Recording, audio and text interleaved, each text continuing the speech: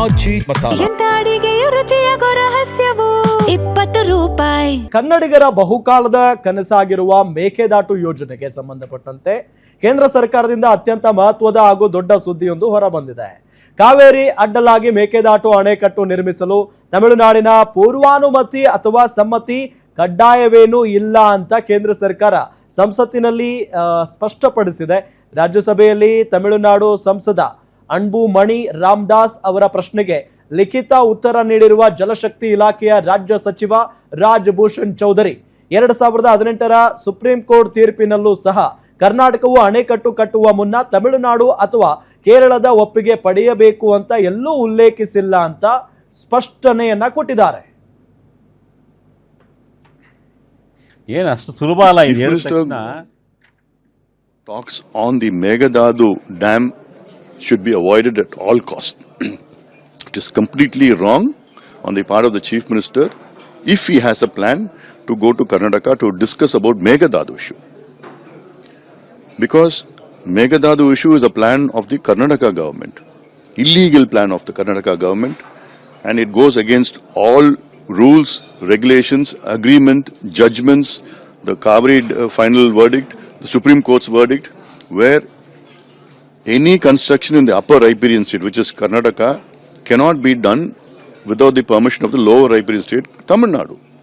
And Tamil Nadu has not given permission even for a DPR, but they are going ahead with the DPR. So this is a completely, it will... so ಇದು ಸಂಸತ್ತಲ್ಲೇ ಮಣ್ಣೆ ಆಗಿರೋದು ಕರ್ನಾಟಕಕ್ಕೆ ಒಳ್ಳೆಯದು ಆಯ್ತು ಅಲ್ಲ. ಅದು ಅವ್ರು ಹೇಳಿದಷ್ಟು ಸುಲಭ ಇಲ್ಲ ರಾಮ್. ಅವ್ರು ಹೇಳ್ತಿರೋದೇನಂದ್ರೆ 2018 ಸುಪ್ರೀಂ ಕೋರ್ಟ್ ತೀರ್ಪೇನಿತ್ತು, ಟ್ರಿಬ್ಯುನಲ್ ತೀರ್ಪು ಕೊಟ್ಟಿತ್ತು. ಆ ತೀರ್ಪಲ್ಲಿ ಈ ಅಂಶಗಳನ್ನ ಉಲ್ಲೇಖ ಮಾಡಿಲ್ಲ. ಅಂದ್ರೆ ಯಾವುದೇ ಒಂದು ರಾಜ್ಯ, ಈಗ ನಾವು ಕರ್ನಾಟಕದಲ್ಲಿ ನಾವು ಮೇಕೆದಾಟನ್ನ ಅಣೆಕಟ್ಟು ಕಟ್ತೀವಿ ಅಂದ್ರೆ ಈ ನದಿ ಏನು ವ್ಯಾಪ್ತಿ ಇದೆ, ಈಗ ಪುದುಚೇರಿ ಇದೆ, ಕೇರಳ ಇದೆ, ತಮಿಳುನಾಡು ಇದೆ. ನಮ್ಗೆ ತಮಿಳುನಾಡಿನ ದೊಡ್ಡ ಮಟ್ಟದ ಆಪೋಸ್ ಇದೆ ಇದಕ್ಕೆ. ಆದ್ರೆ ಆ ರಾಜ್ಯಗಳ ಅನುಮತಿಯನ್ನ ನೀವು ಕೇಳ್ಬೇಕಾಗಿಲ್ಲ, ಪಡ್ಕೊಳ್ಬೇಕಾಗಿಲ್ಲ. ಇದು ನಿಮ್ಗೆ ನೀವು ನಿಮ್ಮ ರಾಜ್ಯದಲ್ಲಿ ಕಟ್ತಾ ಇರ್ತೀರಾ, ನೀವು ಹಣವನ್ನ ಹಾಕಿ ನೀವು ಕಟ್ತಾ ಇರ್ತೀರಾ. ಕೇಂದ್ರ ಸರ್ಕಾರ ಇದಕ್ಕೆ ಅನುಮತಿ ಕೊಡ್ಬೇಕು. ಅಂದ್ರೆ ನಾವೇನು ಯೋಜನೆಯ ವ್ಯಾಪ್ತಿ ಮತ್ತು ಯೋಜನೆಯಿಂದ ಎಷ್ಟು ಲಾಭ ಇದೆ, ಅದಕ್ಕೆ ಎಷ್ಟು ಎಕರೆ ಪ್ರದೇಶ ಮುಳುಗಡೆ ಆಗುತ್ತೆ, ಅದಕ್ಕೆ ಪರಿಹಾರವನ್ನ ಏನ್ ಕೊಡ್ತೀವಿ, ಇದರಿಂದ ಎಷ್ಟು ಜನಕ್ಕೆ ಅನುಕೂಲ ಆಗುತ್ತೆ ಅನ್ನೋ ಒಂದು ವರದಿಯನ್ನ ಕೊಡ್ಬೇಕು. ಕರ್ನಾಟಕ ಸರ್ಕಾರ 2019ರಲ್ಲಿ ಈ ಬಗ್ಗೆ ಒಂದು ವರದಿಯನ್ನ ಕೊಟ್ಟಿತ್ತು ಕೇಂದ್ರ ಸರ್ಕಾರಕ್ಕೆ. ಬಟ್ ಅದನ್ನ ರಿಜೆಕ್ಟ್ ಮಾಡಿದೆ ಕೇಂದ್ರ ಸರ್ಕಾರ ಈಗಾಗಲೇ. ಈಗ ನೀವು ಕಟ್ಕೊಬಹುದು ಅಂತ ಹೇಳ್ತಾ ಇದೆ. ಬಟ್ ನಾವು ಕೊಟ್ಟ ಪ್ಲಾನ್ ಅನ್ನ ಇದು ಬೇಡ, ಇದು ಪ್ಲಾನ್ ಸರಿ ಇಲ್ಲ, ಹೊಸದಾಗಿ ಪ್ಲಾನ್ ಮಾಡ್ಕೊಂಡ್ ಬನ್ನಿ ಅಂತ ಕೇಂದ್ರ ಸರ್ಕಾರ ರಾಜ್ಯ ಸರ್ಕಾರಕ್ಕೆ ಈಗಾಗಲೇ ರಿಪೋರ್ಟ್ ಕೂಡ ಕೊಟ್ಟಿದೆ. ಈಗ ರಾಜ್ಯ ಸರ್ಕಾರ ಮೇಕೆದಾಟು ವಿಚಾರವಾಗಿ ರಾಜ್ಯದವರೇ ಈಗ ಹಂಗ್ ನೋಡ್ಕೊಂಡ್ರೆ ರಾಜ್ಯ ಸರ್ಕಾರ ಈ ಮೇಕೆದಾಟು ಯೋಜನೆಯನ್ನ ಪ್ರಸ್ತಾಪವನ್ನ ಮಾಡಿದ್ದೆ ಡಿ.ಕೆ. ಶಿವಕುಮಾರ್ ಪಾದಯಾತ್ರೆ ಬೇರೆ ಮಾಡಿದ್ರು. ಸೊ ಈಗ ಅವ್ರು ಸಿಎಂ ಆಗಿದ್ದಾರೆ, ಅವರೇ ಈ ಬಗ್ಗೆ ಮೇಕೆದಾಟು ವಿಚಾರವಾಗಿ ಹೊಸ ಪ್ರಸ್ತಾವನೆಯನ್ನ ಅಂದ್ರೆ ಯೋಜನಾ ವರದಿಯನ್ನ ರೆಡಿ ಮಾಡಬೇಕು. ಓಕೆ, ನಾವು ಇಷ್ಟೊಂದು ಹೆಕ್ಟೇರ್ ಪ್ರದೇಶ ಈ ನೀರಾವರಿಯಿಂದ ಅಂದ್ರೆ ಈ ಡ್ಯಾಮ್ ನಿಂದ ಮುಳುಗಡೆ ಆಗುತ್ತೆ, ಇದರಲ್ಲಿ ಸರ್ಕಾರಿ ಭೂಮಿ ಇಷ್ಟಿದೆ, ಇಷ್ಟು ಗ್ರಾಮ ಮುಳುಗಡೆ ಆಗುತ್ತೆ, ಇಷ್ಟು ಕಾಡು ಪ್ರದೇಶ ಇದೆ.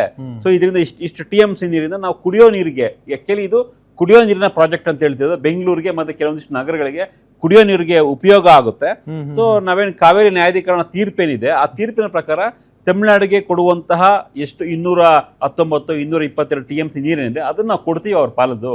ಅದು ಕೊಟ್ಟ ಮೇಲೆ ನಾವು ಉಳಿಕೆ ನೀರನ್ನ ನಾವು ಡ್ಯಾಮಲ್ಲಿ ಶೇಖರಣೆ ಮಾಡ್ಕೊಂಡು ನಾವು ನೀರಾವರಿಗೆ ಅಥವಾ ಕುಡಿಯೋದಕ್ಕೆ ನಾವು ಪ್ರಯೋಜನವನ್ನ ಉಪಯೋಗ ಮಾಡ್ಕೊಳ್ತೀವಿ ಅನ್ನೋ ಒಂದು ವರದಿಯನ್ನ ಈಗ ರಾಜ್ಯ ಸರ್ಕಾರ ಕೊಡಬೇಕು.